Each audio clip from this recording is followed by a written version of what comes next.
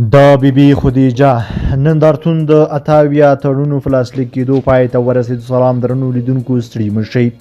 د افغانستان د صنعت او سوداګرۍ وزارت د بیبي خدیجې رضی الله تعالی عنها په نندارتون کې د اتاویا تړونونو د لاسلیکولو خبر ورکوي او وایي اسلامي امارات د صنعت ودې لپاره هیڅ ډول هڅې نه سپموي.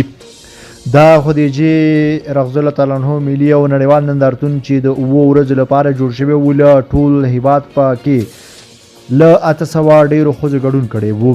د سوداګرۍ او صنعت وزارت د خبریال خبرپاڼې له مخې د دغه وزارت د نندارتون رئیس قابل محمد عابد د دې ډول نندارتونونو جوړېدل د ښځو لپاره ګټور وباله او زیاته یې کړه.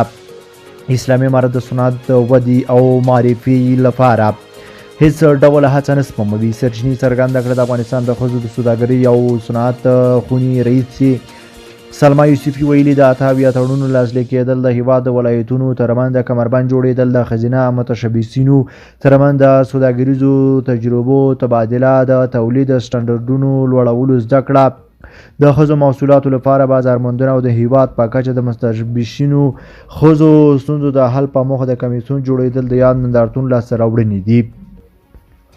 هغه دغه راز په نږدې راتلونکي کې د متشبثو ښځو او د کار او ټولنیزو چارو، کرنې، اوبو لګولو او مالدارۍ وزارتونو او هوټل لرونکو ټولنې ترمنځ د هوکړلیکونو خبر هم ورکړی دی.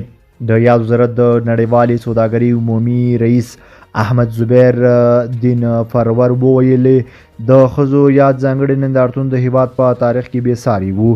هغه ویلي د افغانستان اسلامي امارت په راتګ سره ښځو ته د هغوی حقونه په رښتیني او شرعي ډول ورکول شوي دي. تاسو په دې اړه څه نظر لرئ؟ په دې اړوند مو راسره خپل نظریات کمنټ کې شریک کړئ او د لا ښکلو ویډیوګانو لپاره در سره زموږ یوټیوب چینل سبسکرایب کړئ. له ملتیا ومننه.